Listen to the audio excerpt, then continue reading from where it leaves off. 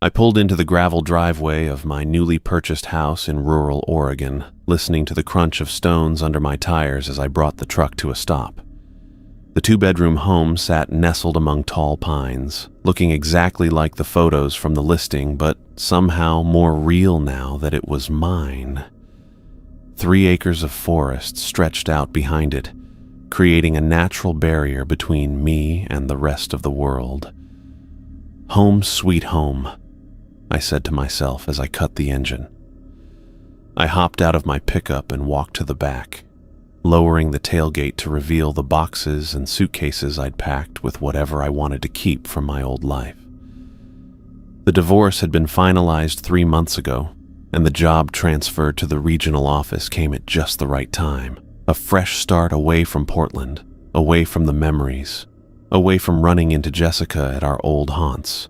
I grabbed 2 boxes marked kitchen and headed up the wooden steps to the front door.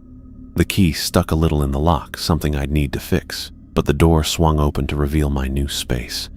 The house smelled musty and unused, which made sense since Remy Ross had moved out to a nursing home nearly 2 months ago. The real estate agent Avery had mentioned that Mr. Ross had lived here for decades, but left most of the furniture behind when he moved. The place was indeed sparse. A dining table with 4 chairs, an old couch in the living room, and the kitchen appliances. The bedrooms were completely empty, which suited me fine. I didn't want to sleep on some stranger's mattress anyway. I spent that first week in a blur of activity. I assembled my bed frame, arranged my home office in the second bedroom, and unpacked what felt like a million boxes. Each night I fell into bed exhausted but satisfied. The silence took some getting used to after years of city noise. No traffic sounds, no neighbors arguing through thin apartment walls, no sirens wailing at odd hours. Just the occasional hoot of an owl or the whisper of wind through pine needles. On the 8th day, I decided to deep clean the kitchen. The previous owner had left it reasonably tidy, but I wanted to scrub everything down to make it truly mine. I pulled out the stove till I pulled out the stove to clean behind it, then tackled the refrigerator. It was an older model, but still working fine. As I pushed against the side to move it away from the wall, the fridge budged reluctantly with a scraping sound. That's when I spotted it, a folded piece of paper that had been wedged between the wall and the appliance. It must have fallen there years ago and been forgotten. I reached down and picked it up, curious what I might find. The paper was yellowed with age, the creases worn so deeply they were almost tearing. I carefully unfolded it and found a handwritten note. At the top, in bold capital letters, someone had written, "Rules for 1247 Pine Ridge Road. Follow these or leave." Below that dramatic heading were 6 numbered rules, though I couldn't make out all the details in the kitchen's dim light. At the bottom was a signature, Remy Ross. I snorted and shook my head. Well, that's not ominous at all, I muttered to myself. I took the note to the kitchen table where the light was better and read through the rules.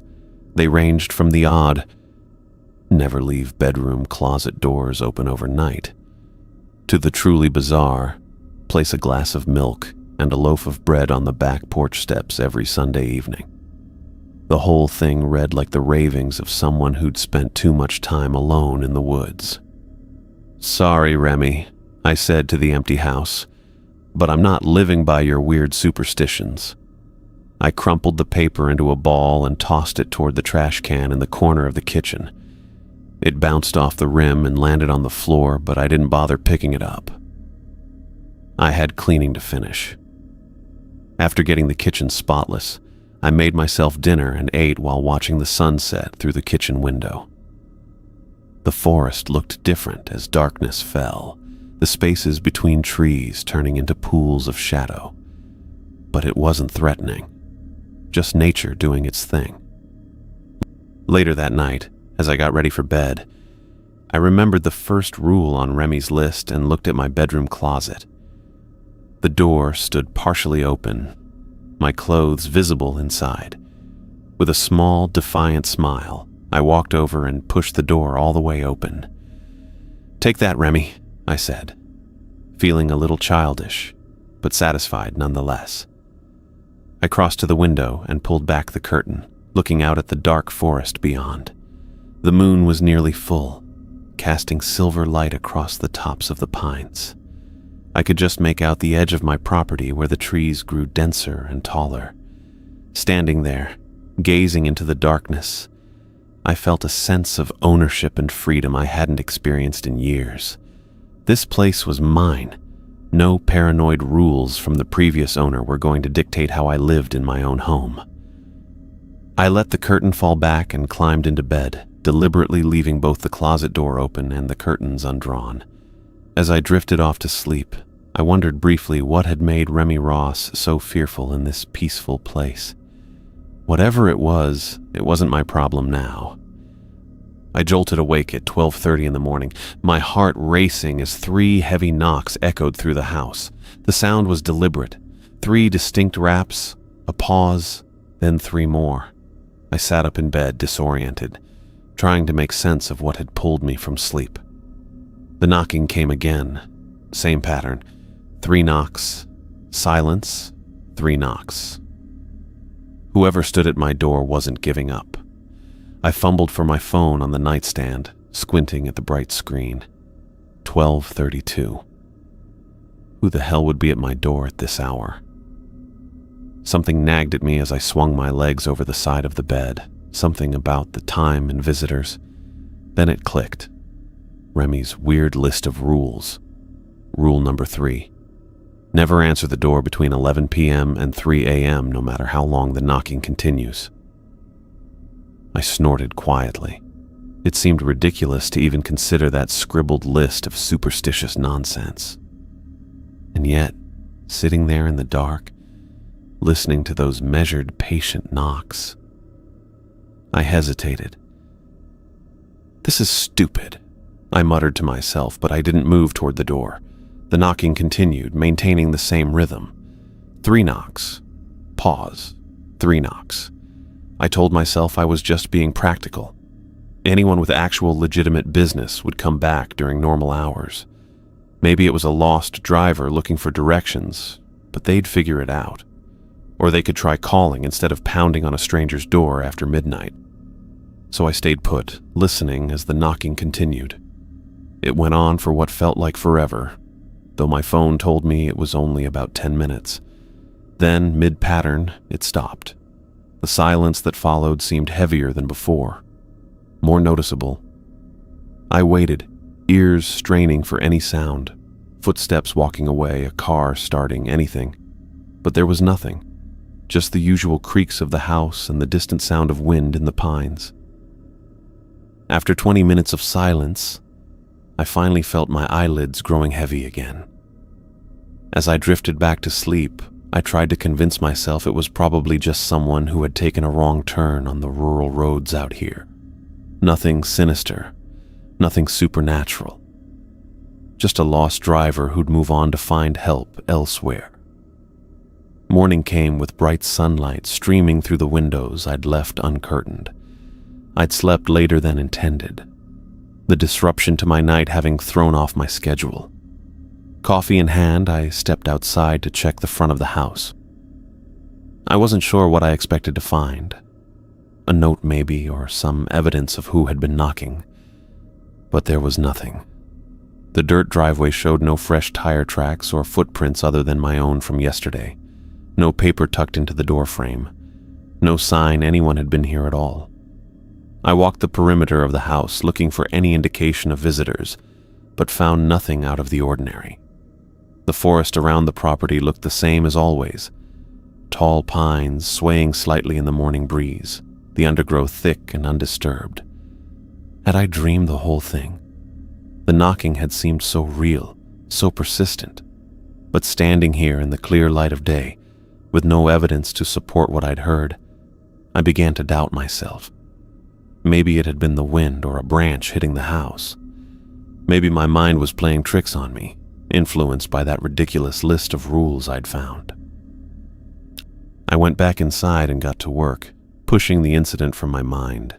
The next few days passed uneventfully, as I settled into my routine, working remotely during the day, exploring the property in the evenings, and slowly making the house feel more like mine. 3 days after the knocking incident, I was sitting at my desk in the second bedroom I'd converted to a home office. The afternoon had been productive, and I was deep into a spreadsheet when I heard it. Footsteps directly above me. I froze, fingers hovering over the keyboard. The steps were distinct and deliberate, moving across what would be the attic space. Thump, thump, thump. A pause. Then more steps, as if someone were pacing back and forth.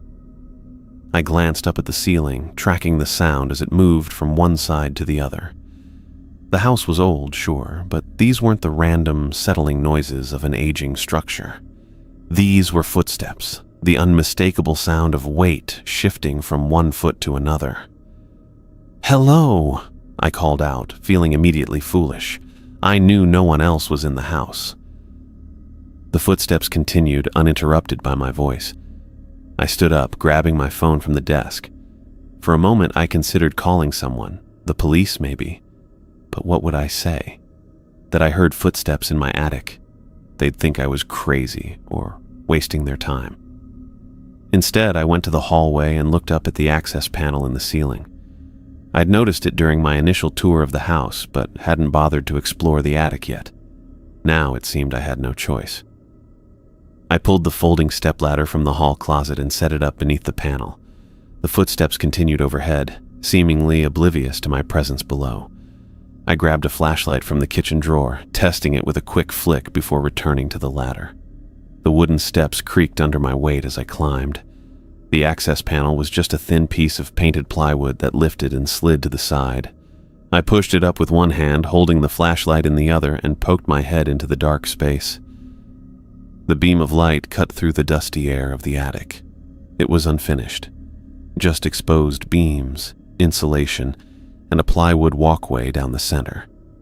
The air was hot and still, with that distinct musty smell of enclosed spaces rarely disturbed. I swept the flashlight around, half expecting to see someone duck behind a chimney stack or pile of boxes. But there was nothing. No person, no animal, not even many stored items. Just dust, cobwebs, and the occasional dead insect. I pulled myself up fully into the attic, the flashlight beam bouncing as I moved. The footsteps had stopped the moment I'd pushed open the access panel. Now the space was completely silent, except for my own movements. I walked carefully along the plywood path, checking every corner and shadow. The flashlight revealed nothing unusual, no signs that anyone had been up here recently. The dust on the walkway was undisturbed, except for my own footprints forming as I moved. There were no footprints other than mine, no indication that anyone else had walked here in months, maybe years. I completed a full circuit of the attic, checking behind the chimney and in every corner where the roof sloped down to meet the floor. Nothing. Not even a mouse or a raccoon that might have caused the noise. I stood in the center of the attic, turning slowly in place, the flashlight beam cutting through dust motes that danced in the air. The footsteps I'd heard had been clear and distinct, a person walking directly above my office, but there was no one here, and no evidence anyone had been here. I made my way back to the access panel and climbed down, sliding the panel back into place. Standing in the hallway, I looked up at the ceiling, half expecting the footsteps to resume now that I'd left the attic. But the house remained quiet. I returned to my office and stared at my computer screen, the spreadsheet still open and waiting. But I couldn't focus anymore. First the knocking, now footsteps in an empty attic. I was starting to wonder if there might be something to Remy's rules after all. I climbed back down from the attic, trying to make sense of what I'd just seen. Or rather, what I hadn't seen. The dust on the plywood walkway had shown only my own fresh footprints, with no sign anyone else had been up there. I returned the stepladder to the hall closet and stood in the hallway, looking up at the ceiling. Within minutes, the footsteps started again. Thump, thump, thump. They sounded heavier than before, more deliberate, like whoever, or whatever, was up there wanted to make sure I heard them. The footsteps moved in a straight line across the ceiling, then stopped, then started again in the opposite direction. More purposeful this time, as if responding to my intrusion. I stood frozen in the hallway, staring up at the ceiling panels. This made no sense. I'd just checked every corner of that attic space. There was nowhere for anyone to hide, and the dust pattern had confirmed I was the only one who'd been up there. Remy's rules suddenly popped into my head. Rule number 5. If you hear footsteps in the attic, play music loudly until they stop. I'd dismissed those rules as the paranoid ramblings of an old man. But now, with unexplained footsteps pacing above my head in an empty attic, I wasn't so sure. This is ridiculous, I muttered to myself. But I headed to the living room anyway. My stereo system was still packed away in one of the moving boxes. I dug through 3 boxes before finding it, the footsteps continuing overhead the entire time. I plugged in the speakers and connected my phone, scrolling through my playlists with shaking hands. Feeling completely foolish, but increasingly unnerved, I hit play on the first song I found and cranked the volume knob all the way up. The opening guitar riffs of an old rock song blasted through the house at a volume that would definitely annoy any neighbors, if I'd had any within earshot. The footsteps stopped immediately. I stood still, waiting, the music pounding in my ears. Nothing. The footsteps were gone. Just a coincidence, I told myself, but I didn't turn the music down. Instead, I moved through the house, checking windows and doors, making sure everything was locked. All the while, I kept glancing up at the ceiling, half expecting the footsteps to start again. They didn't. I kept the music playing for a full hour, moving from room to room, unable to focus on anything else. Eventually, I started to feel ridiculous. I gradually lowered the volume, waiting between each adjustment to see if the footsteps would return. They didn't come back that night. I slept poorly, waking at every creak and groan of the house settling. By morning, I'd convinced myself that there had to be a logical explanation. Old houses made noises. Maybe there were animals in the walls or roof space I hadn't spotted. Maybe the wood expanded and contracted with temperature changes.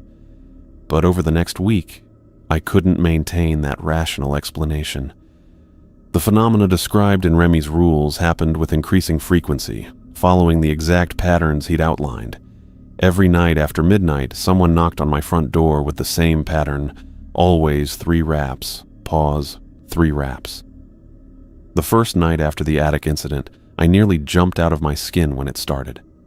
I stayed in bed, remembering Remy's 3rd rule. Never answer the door between 11 p.m. and 3 a.m., no matter how long the knocking continues. I lay there, covers pulled up, listening to the rhythmic knocking. 3 knocks. Pause. 3 knocks. Over and over. After about 15 minutes, it stopped mid-pattern, just as it had before. Each morning, I checked outside for evidence of visitors, footprints, tire tracks, anything. But the gravel driveway and the dirt around the porch showed no signs of disturbance other than my own tracks from the previous day. The attic footsteps occurred almost nightly now. Sometimes they'd start as early as sunset, other times not until well after midnight. Each time, I turned on music, loud, and each time, they stopped immediately. I began keeping my stereo remote close at hand. I found myself checking the other rules on Remy's list more carefully. I made sure the curtains were drawn by 10 every night. I didn't go outside after dark if I could help it. On the 6th night, exhausted from poor sleep and the constant stress of unexplained noises, I went to bed early. I was so tired I forgot to check that my bedroom closet door was fully closed. Remy's first rule. Never leave bedroom closet doors open overnight. I fell into a deep sleep almost immediately. Something woke me around 2 in the morning. A change in the air pressure of the room, perhaps, or some subtle noise I couldn't quite identify. I lay still for a moment, disoriented, then rolled over to check the time on my phone. The glow from the screen illuminated enough of the room for me to see that my closet door was wide open. I sat up, suddenly wide awake. I distinctly remembered closing that door before bed. Or had I? Had I been too tired and forgotten? As my eyes adjusted to the darkness, I noticed something else. All my hanging clothes had been pushed to the sides of the closet rail. They were still swaying slightly, as though someone had just rifled through them, looking for something, but there was no air movement in the room. The window was closed. The ceiling fan was off. Nothing could explain why my clothes were moving. I sat frozen in bed, afraid to move, afraid to breathe. The clothes continued their gentle swaying for another minute before gradually coming to a stop. I didn't sleep again that night. I kept the lights on and sat with my back against the headboard until dawn, eyes fixed on that open closet door. But nothing else happened. When morning finally came, I got up and inspected the closet carefully. Nothing was missing. Nothing was damaged. The only thing out of place was that all the clothes had been pushed to the sides, creating an empty space in the middle, as if making room for something to stand there. I closed the closet door firmly and placed a chair against it before leaving the room. I couldn't explain what was happening in this house, but I could no longer deny that something was happening. Something that Remy Ross had apparently lived with for years. Something he'd learned to manage through his strange set of rules. Rules I had initially mocked, but was now starting to follow with increasing dedication. I retrieved Remy's note from the trash and smoothed it out on the kitchen table. The crumpled paper resisted at first, creases and folds making the handwriting harder to read in places. I ran my palm over it several times, pressing the yellow paper flat against the wood grain. The rules stared back at me, no longer seeming like the paranoid ramblings of an old man. 1. Never leave bedroom closet doors open overnight. 2. Keep all window curtains closed after 10 p.m. 3. Do not answer doors between 11 p.m. and 3 a.m. 4. If you hear footsteps in the attic, play music loudly until they stop. 5. Do not go outside between 11 p.m. and 3 a.m. for any reason. 6. Place a glass of milk and a loaf of bread on the back porch steps every Sunday evening. I read through the list twice, my finger tracing each line. Just a week ago, I'd laughed at these instructions. Now, after what I'd experienced, they seemed like a survival manual. The closet incident had been the tipping point. Those clothes pushed aside as if making room for something to stand there. I shuddered, remembering how they swayed with no breeze in the room. The memory made my skin prickle. I folded the note carefully this time, creasing it along clean lines, and placed it in the drawer next to the sink where I kept takeout menus and other household papers. Whatever was happening in this house, Remy had found a way to manage it for 30 years. If following his rules meant I could do the same, then so be it. Sunday arrived with a clear sky and mild temperature. I spent the day cleaning, trying not to think about the ritual I'd need to perform that evening. Around 6, I found myself standing in my kitchen, staring at a glass of milk and a fresh loaf of bread I'd picked up from the grocery store that morning. "This is crazy," I muttered to myself, picking up both items.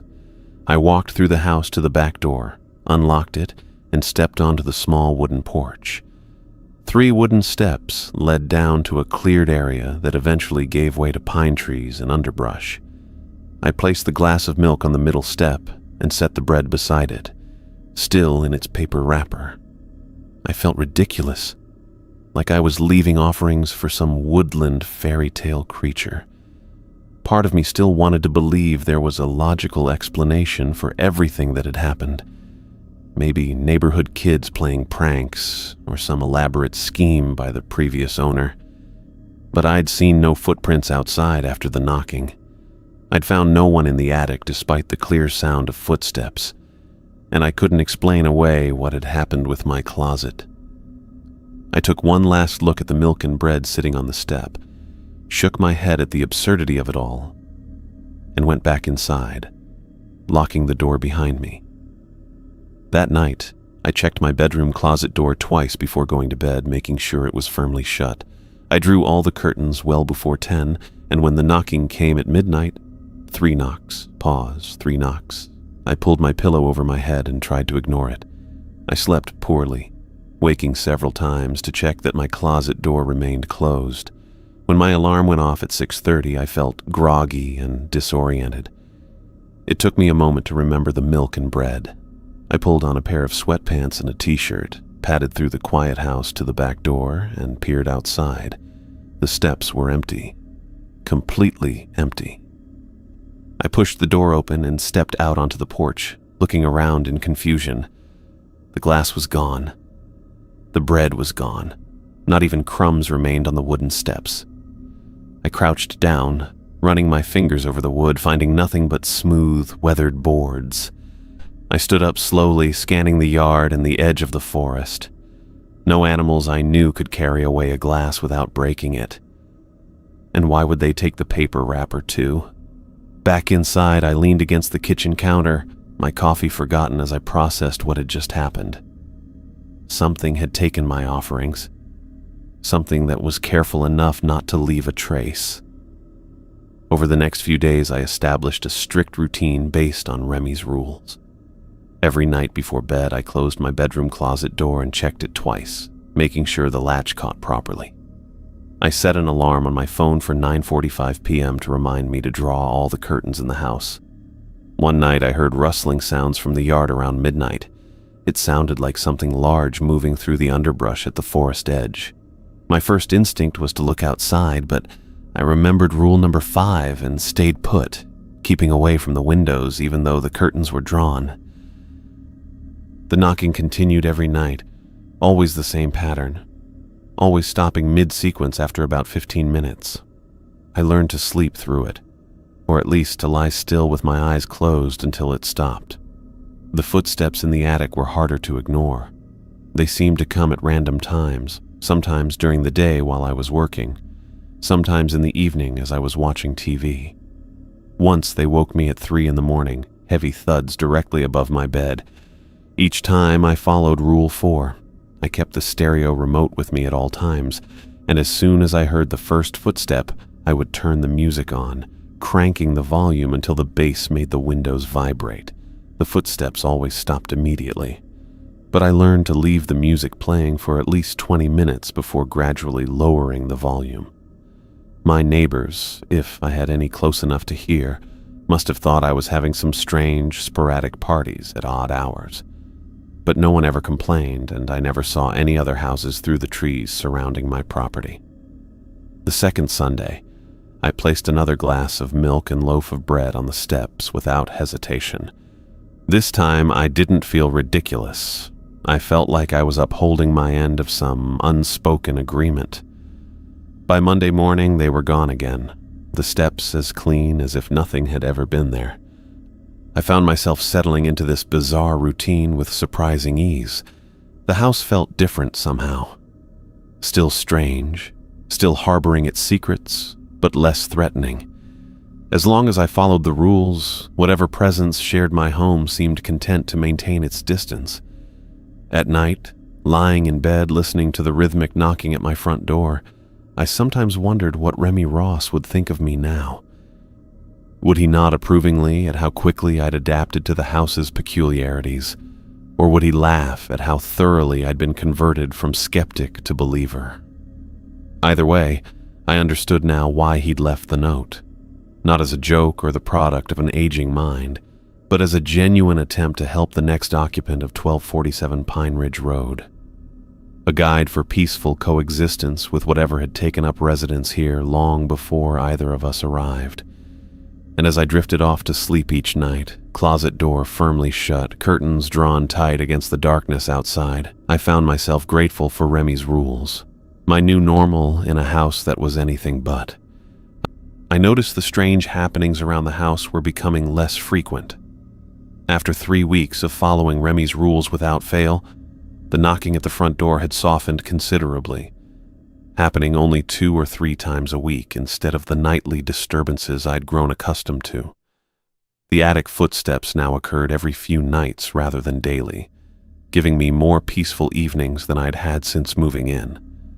My Sunday ritual of leaving milk and bread on the back porch steps continued without interruption. Each Monday morning, I'd find the offerings completely gone. No crumbs, no drops, no trace left behind. I never caught sight of whatever took them, despite the occasional temptation to peek through the curtains after setting them out. The rules were working, and I wasn't about to mess with success. Still, questions about the house nagged at me.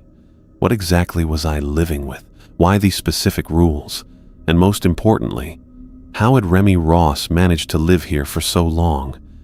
I sat at my kitchen table one Tuesday morning, coffee in hand, staring at Remy's note that I'd taped to the refrigerator as a constant reminder. The yellowed paper had become my household constitution. My finger traced over his handwriting as I considered who might know more about the previous owner. The real estate agent. She would have background information. I pulled out my phone and scrolled through my contacts until I found Avery Douglas's number. She'd handled my purchase of the house and might have insights about Remy that could help me understand my situation better. She answered on the third ring. Avery Douglas speaking. Hi Avery, this is Stevie Bowers. I bought the house on Pine Ridge Road a few weeks ago. Stevie, how are you settling in? Everything working out with the property? Her voice carried that professional warmth real estate agents perfect. The house is fine, thanks. I paused, considering how to phrase my question without sounding like I was losing my mind. Actually, I was calling to ask about the previous owner, Remy Ross.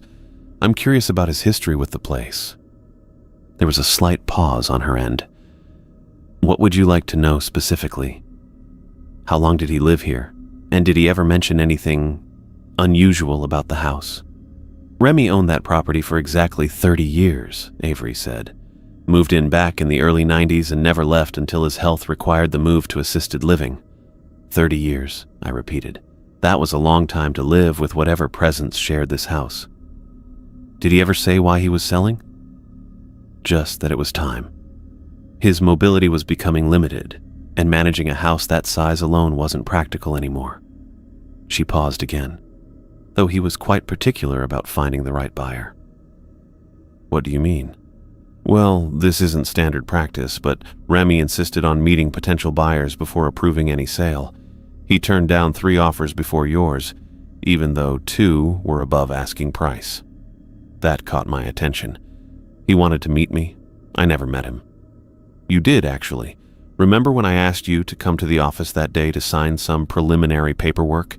The older gentleman sitting in the waiting area? I vaguely recalled an elderly man sitting quietly in the corner of Avery's office. We'd made brief eye contact, but I hadn't thought anything of it at the time.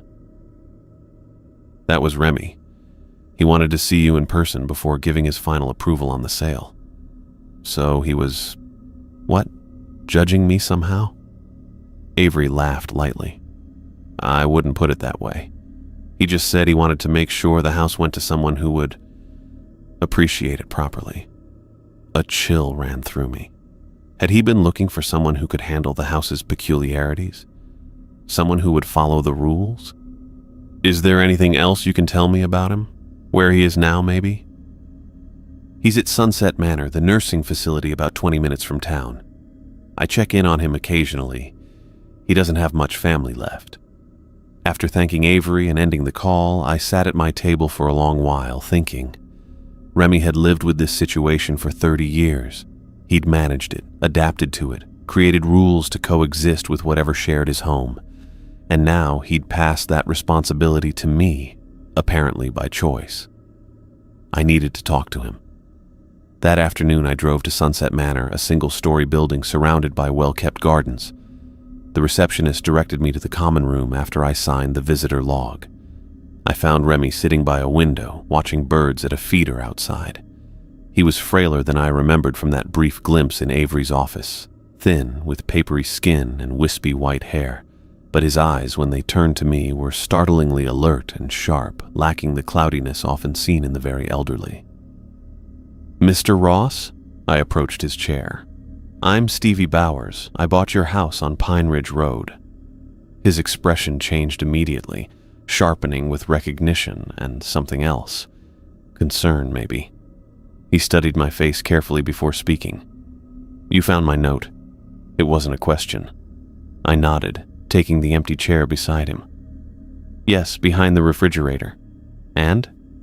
His gaze was intense, waiting. "I've been following the rules," I assured him. "All of them. The milk and bread every Sunday. The curtains closed by 10. Never answering the door after 11. Relief visibly washed over him. His shoulders relaxed and he leaned back in his chair. "Good," he said. "That's good. Mr. Ross." "Remy," he corrected. "Call me Remy."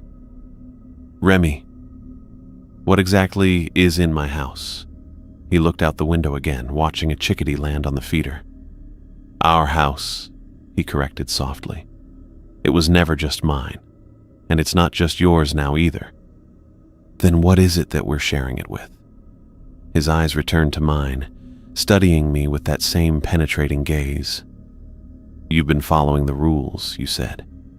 "Have the disturbances lessened?" "Yes. The knocking isn't every night anymore. The footsteps come less often." He nodded, satisfied. "Then you're doing it right. The rules work if you follow them consistently." "But what is it?" I pressed. "I lived in that house for 30 years, young man," Remy said, his voice steady. "I raised a family there. My wife died there. And in all that time, I never once tried to find out what shares that space. You never wanted to know." "Want?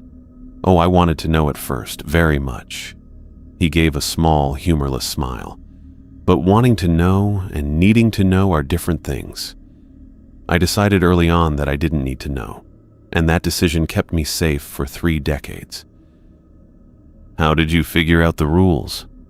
Remy's fingers tapped lightly on the armrest of his chair. "Trial and error, mostly. The first rule, about the closet doors. That came after my daughter woke up screaming one night. Said she saw someone standing in her closet. The curtain rule came next after I saw." He trailed off, shaking his head. "Well, let's just say I learned not to look outside after dark." "And the offerings? The milk and bread?" "That was my wife's idea, actually. She grew up in a small village in Europe. Said her grandmother used to leave offerings for the house spirits." He smiled at the memory. "I thought it was silly, but I tried it anyway. The very next day, all the knocking stopped for a week. So I kept doing it." I leaned forward. "Did you ever see what takes them?" "No." Remy's tone was firm. "And I never tried to. Some boundaries are there for a reason, Stevie. But you lived with this for 30 years. Weren't you curious?" "Of course I was curious. But I was more interested in living peacefully." He fixed me with that penetrating stare again. "The rules work. They create boundaries that both sides respect. Break those boundaries, and..." He didn't finish the sentence. "And what?" I prompted. "I only broke the rules once," he said quietly. "Just once in 30 years. That was enough." I wanted to ask what happened, but something in his expression stopped me. There was a haunted quality to his eyes that hadn't been there moments before. "Is that why you wanted to meet me before selling the house? To make sure I'd follow the rules?" Remy nodded slowly. "I could tell you would. Some people have that quality. They respect boundaries. Others need to push them, test them. Those people wouldn't last a month in that house. But you never tried to tell me about any of this before I bought the place." "Would you have believed me?" he asked simply. I had to admit he was right. If a seller had told me his house came with supernatural occurrences and a list of bizarre rules, I'd have walked away thinking he was senile or trying to back out of the sale. "Besides," Remy continued, "I left the note where you'd find it. I knew you would, eventually. Everyone moves the refrigerator when they clean." You could have put it somewhere more obvious. And risk someone finding it who shouldn't? No. It needed to be discovered by the new owner, not visitors or repair people. We sat in silence for a moment. Outside the window, the birds continued their busy activity at the feeder, oblivious to our conversation about the unknown. "So that's it?" I finally asked. "Just keep following the rules indefinitely?" "That's it," Remy confirmed. "It gets easier with time. Eventually it becomes second nature, like locking your doors at night or turning off the stove before leaving. Just another part of living in that house." "And it worked for you? For 30 years? "It did."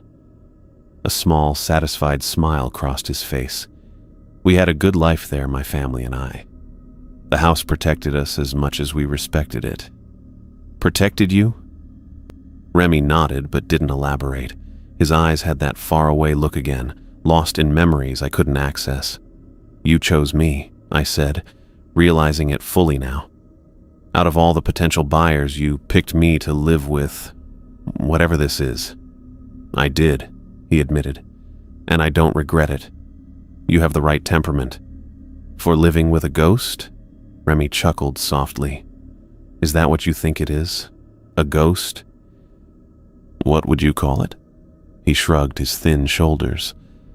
"A presence, an entity, a neighbor of sorts. The name doesn't matter as much as the respect." A nurse appeared in the doorway, announcing that it was time for medication. Remy nodded to her before turning back to me. "Keep following the rules, Stevie. That's all you need to do. The house will take care of the rest." As I stood to leave, he caught my wrist with surprising strength for someone so frail. "One more thing," he said, his voice low and serious. "If you ever decide to sell, and I mean ever, you call me first. Even if I'm not, well, even if I'm not here anymore, you tell Avery to check with my family. Promise me." The intensity in his eyes made me nod without hesitation. "I promise." He released my wrist and settled back in his chair, seemingly satisfied. As I walked away, I heard him call after me. "Stevie, the milk and bread. Make sure it's fresh each time. It knows the difference."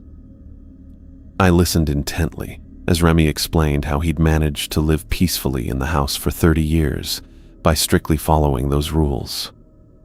"Never missed a Sunday offering," he said, his thin finger tapping on the arm of his chair. "Not once in 30 years.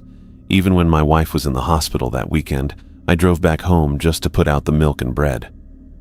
The common room at Sunset Manor was quiet, except for the occasional clink of dishes from the nearby dining area.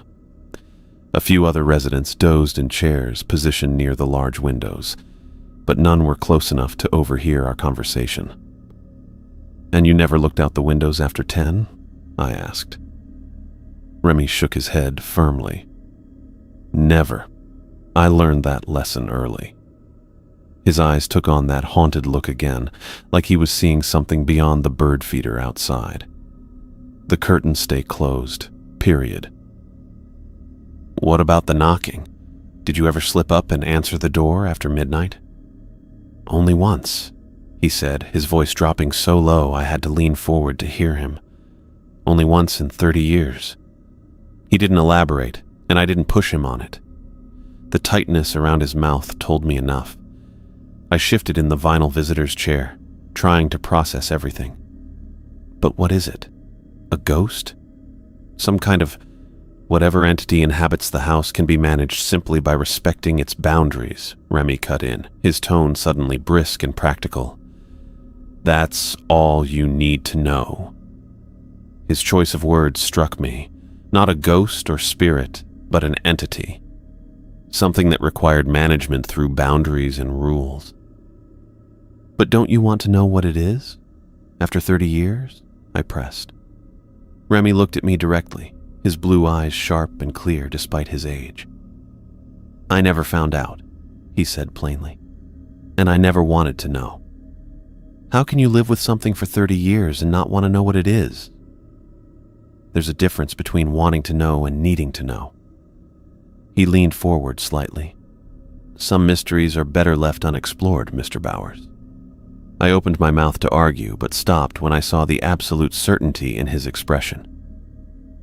"Peaceful coexistence is entirely possible if you stick to the rules," he continued. "That's what matters. Not what it is, but how you live with it." A nurse appeared at his side with a small paper cup of pills. "Time for your medication, Mr. Ross." Remy nodded at her, then fixed me with one last meaningful look. "Follow the rules. Don't get curious. That's how I made it 30 years. I stood up, knowing our time was over. "Thank you for talking with me. Remember what I said about selling the house." He called after me as I turned to leave.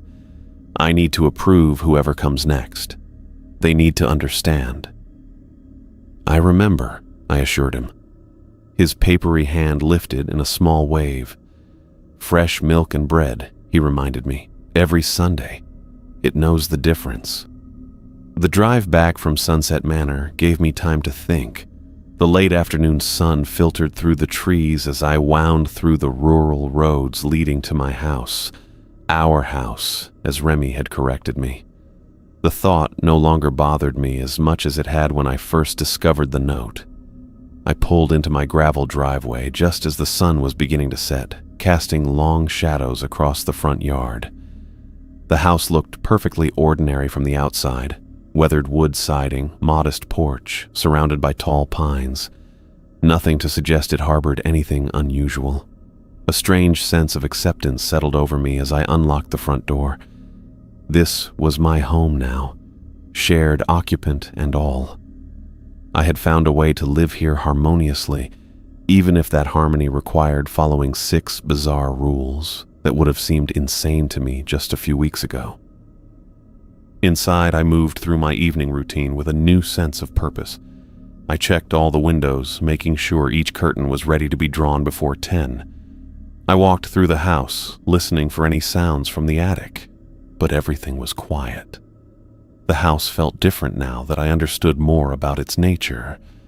Not exactly welcoming, but not actively hostile either. After dinner, I went about my normal activities, but with heightened awareness of the time. At precisely 9:45, I drew all the curtains, checking each twice to ensure no gaps remained. I kept the stereo remote within reach on the coffee table, just in case. At 11, I decided to turn in for the night. In the bedroom, I methodically closed my closet door, testing the handle to make sure it was fully latched. I changed into sleep clothes and sat on the edge of the bed, looking around the room that had been the site of my most frightening experience in the house so far.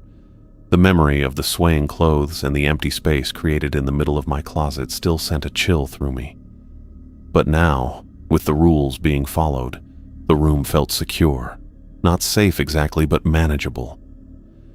I prepared for another night of sharing my home with whatever unseen presence resided there. The thought no longer filled me with dread. Instead, I felt an odd sort of truce had been established. I would respect the boundaries, and it would respect mine. As I settled into bed, I reflected on my situation. The initial weeks of terror had given way to something more sustainable. I had discovered a path forward, one that allowed both me and the house's other occupant to exist without conflict. I reached over and turned off the bedside lamp, plunging the room into darkness. The curtains were drawn tight, the closet door firmly shut. Outside, an owl hooted somewhere in the pines. Inside, the house creaked and settled around me, its familiar noises now distinguishable from the other, less natural sounds I'd learned to recognize. I had made it through the worst part, the discovery, the fear, the uncertainty. Now I knew the rules, and as long as I followed them, I could make this work. Both of us could. I'd gotten used to the routine. After 5 months, the rules felt less like supernatural protection and more like just another part of my day, like brushing my teeth or locking the front door. I even made a checklist on my phone. Curtains closed by 10, closet door secured, fresh bread and milk every Sunday. Simple stuff that kept the peace. The knocking had tapered off to just once a week, usually Thursdays for some reason. The footsteps in the attic now only happened maybe twice a month. I still jumped when I heard them, but I'd gotten faster with the stereo remote. One press and whatever was up there would retreat. My life had found a new normal. I went to work, came home, followed the rules, and mostly forgot about my unseen housemate. Sometimes I'd even joke about it to myself, calling out, "Honey, I'm home," when I walked through the door, knowing full well nothing would answer back. Tonight was Friday, and I'd picked up a pizza on the way home. I changed into sweatpants and an old t-shirt, grabbed a beer from the fridge, and settled onto the couch to watch a movie. Some action thriller I'd been wanting to see. I put my feet up on the coffee table and balanced the pizza box on my lap.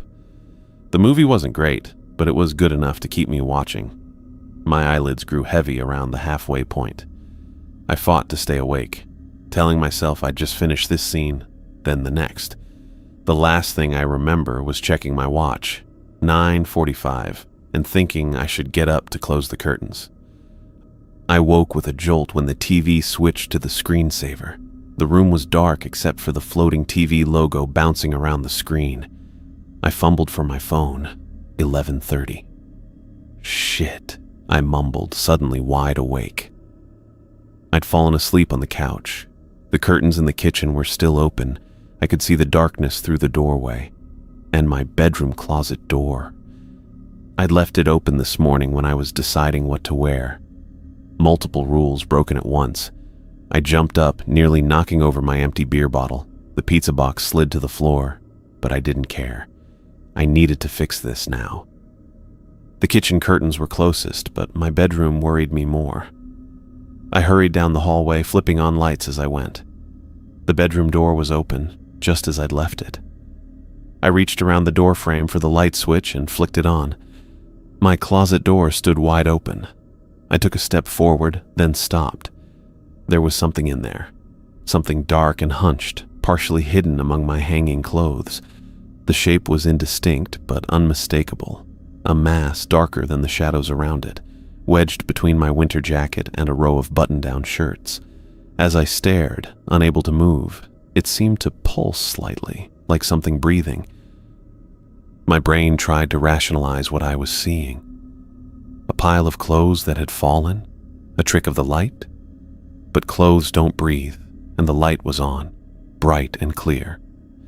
3 loud knocks shattered the silence, then a pause, then 3 more. The front door. The knocking was louder than I'd ever heard it before, more insistent. It wasn't the usual patient rhythm. This was demanding, angry. I backed out of the bedroom, eyes still fixed on the closet. My heel hit the wall behind me, and I turned and ran back toward the living room. The knocking continued, faster now, no longer following its usual pattern. It was constant, like someone pounding with both fists. As I passed the kitchen, I heard something new, a scratching sound at the window. My eyes darted toward it automatically. The curtains were still open, and through the glass, I saw movement. Something passing by outside, a shadow darker than the night. I looked away immediately, remembering Remy's warnings. The stereo. I needed to turn on the stereo. I lunged for the remote on the coffee table, pointed it at the speakers, and hit the power button. Nothing happened. The batteries were dead. The scratching at the kitchen window grew louder, more frantic. The front door knocking had become a continuous pounding. I ran to the stereo unit itself and jabbed the power button. The system came to life, but at normal volume. I cranked the dial all the way up, not caring what was playing. Heavy bass filled the house, vibrating through the floorboards. I kept my eyes down, avoiding windows as I rushed through the house, pulling curtains closed. In the kitchen, I moved quickly, tugging the fabric shut even as shadows passed across it from the outside. I could see their movement through the thin material, but forced myself not to focus on their shapes. The living room curtains were next. As I reached for them, something hit the window with enough force to make me jump back. The glass didn't break, but the impact was deliberate. I pulled those curtains closed with shaking hands. Back in the hallway, I could still hear the scratching and knocking, even over the blaring music. The sound seemed to be coming from everywhere now. The front door, the windows, even the walls themselves. I stood in the hallway, my back pressed against the wall, trying to decide what to do. My bedroom was at the end of the hall, and something was still in my closet. The guest room was closer, but I'd have to check its closet door too. The bathroom had no closet, but it also had a window. The music wasn't helping as much as it should have. The scratching continued, and now I could hear a new sound. Something moving in the attic. Not the usual footsteps, but a dragging, sliding noise, like something heavy being pulled across the floor. I was trapped in my own hallway, rules broken, with nowhere safe to go. I spent the night in my living room with loud music playing, too terrified to enter my bedroom where the closet entity waited. The bass vibrated through the floorboards as I huddled on the couch, my back against the armrest, eyes fixed on the hallway leading to my bedroom. I'd cranked the volume so high that my neighbors would have complained, if I'd had any neighbors close enough to hear. Every time the music faded between tracks, I caught fragments of the sounds, scratching at windows, pounding at the front door, and that strange dragging noise from the attic. I'd immediately hit replay on the loudest song in my playlist, drowning out whatever was trying to get my attention. My phone battery died around 2 in the morning. I plugged it into the wall charger, refusing to move from my spot on the couch. The floor was littered with the remnants of my pizza dinner, a greasy box and crusts I'd been too scared to clean up. My mouth felt dry, but I wouldn't risk going to the kitchen. Not with those shadows I'd seen moving outside the window. At exactly 3 a.m., the scratching and knocking stopped. I noticed it during a quiet moment between songs. That sudden, complete silence. I lowered the volume slightly, straining to hear. Nothing. No scratching, no pounding, no sliding noises from above. Just the normal creaks of the house and my own breathing. I waited 5 full minutes before turning the music off completely. The silence felt heavy, almost physical. I stood up slowly, my legs stiff from sitting in the same position for hours. The digital clock on the cable box read 3:07 a.m. I remembered what Remy had told me about not answering the door between 11 and 3. Maybe that time frame applied to all the rules. "Hello?" I called out, immediately regretting it. My voice sounded small and pathetic in the quiet house. No response. I took a tentative step toward the hallway, then another. The floorboard near the hall entrance creaked, and I froze, listening. Still nothing. I flicked on the hallway light and peered down toward my bedroom door, which stood open just as I'd left it when I'd fled hours earlier. My heart hammered as I approached my bedroom. I paused at the doorway, reaching around the frame to hit the light switch. The overhead light revealed my room looking surprisingly normal. Bed unmade, laundry basket in the corner, books stacked on the nightstand, and the closet door, the door I'd left wide open when I discovered that dark, breathing mass among my clothes, was now firmly closed. I hadn't touched it. I knew with absolute certainty that I hadn't gone near that closet since backing out of the room in terror. Something had closed it. I stood in the doorway, unwilling to step fully into the room. The closed door somehow felt more threatening than an open one. What was behind it now? Was it still in there, waiting? I backed away, returning to the living room where I grabbed a wooden chair from my dining table. I carried it to the bedroom, set it down just inside the doorway, and stared at the closet. I needed to secure that door, but getting close enough to wedge the chair against it meant approaching whatever might be inside. "I'm following the rules now," I said aloud, my voice shaking. "Curtains closed, no going outside. I'm sorry about before." The house remained silent. Taking a deep breath, I rushed forward, shoved the chair under the doorknob of the closet, and immediately backed away. The chair held firm, its back pressed against the knob, legs angled against the floor. If anything tried to open that door, the chair would at least slow it down. I retreated to the guest room across the hall, checking that its closet door was securely shut before collapsing onto the bare mattress. I hadn't set up this room properly yet. No sheets, just a mattress on a frame. But I wasn't about to sleep in my own bed tonight. I lay there with the light on until exhaustion finally pulled me under around 4 in the morning. When I woke, sunlight streamed through the guest room window. My phone, which I'd brought with me, showed it was past 10. I'd slept for 6 hours in my clothes on a bare mattress, and every muscle protested as I sat up. The house felt normal in the daylight. Birds chirped outside, and a gentle breeze rustled the pines. I might have convinced myself last night was just a bad dream if not for the chair still wedged against my bedroom closet door. I showered and changed quickly, keeping an eye on the bathroom door the entire time. I needed to talk to Remy. He was the only one who would understand, who wouldn't think I was losing my mind. 20 minutes later, I was driving to Sunset Manor, rehearsing what to say. How do you explain to someone that the thing living in your house had nearly gotten you? That you'd broken the rules and seen what you shouldn't have seen? The nursing home was quiet when I arrived.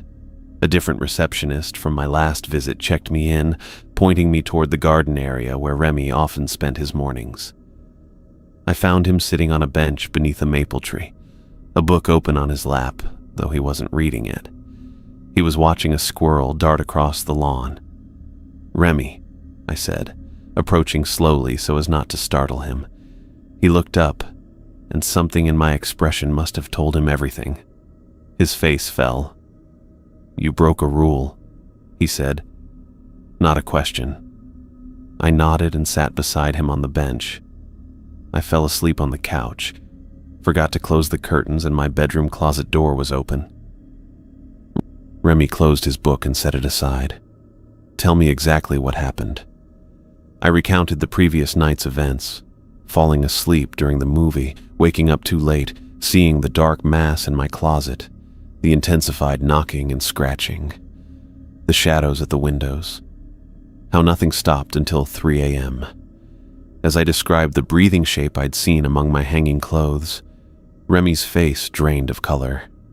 His hands, spotted with age, trembled slightly on his knees. "I've only seen it once," he said quietly when I finished. "About 20 years ago. I dozed off in the backyard after sunset. Woke up in the dark, went inside, and there it was." "What is it?" I asked. Remy shook his head. "I don't know. I don't want to know. After I saw it, things got bad for weeks. Constant knocking, scratching all night. Couldn't sleep. It was angry I'd seen it." "What did you do?" "My wife suggested we make amends, double the offerings for 3 weeks straight." His eyes locked onto mine. "You need to do the same. 2 glasses of milk, 2 loaves of bread. Next 3 Sundays. Don't miss a single one. Will that work?" "It did for me." Remy looked away toward the trees beyond the nursing home lawn. "The thing in that house? It's territorial. We're guests in a way. Break the rules, you pay the price, but it can be appeased." "And if I move, sell the house?" Remy's hand shot out, gripping my wrist with surprising strength. "Don't. Not unless you find the right buyer. Someone who will respect the rules, and you contact me first like we agreed." I nodded, and he released my wrist. "Double offerings, 3 Sundays, he repeated, "and don't break any more rules." I left Sunset Manor with a mixture of dread and relief. At least I had a plan now, a way to make amends. That Sunday evening, I placed 2 full glasses of milk and 2 fresh loaves of bread on the back porch steps. I'd bought everything that morning, making sure it was as fresh as possible. As I set them down, I spoke quietly. "I'm sorry about the other night. This is to make things right." I went back inside, locked the door, and followed every rule to the letter. Curtains closed by 10, closet doors checked twice, stereo remote within reach. The house remained quiet that night. Monday morning, all 4 items were gone from the steps without a trace. Not a crumb, not a drop. The following Sunday, I repeated the double offering. Again, by morning, everything had vanished.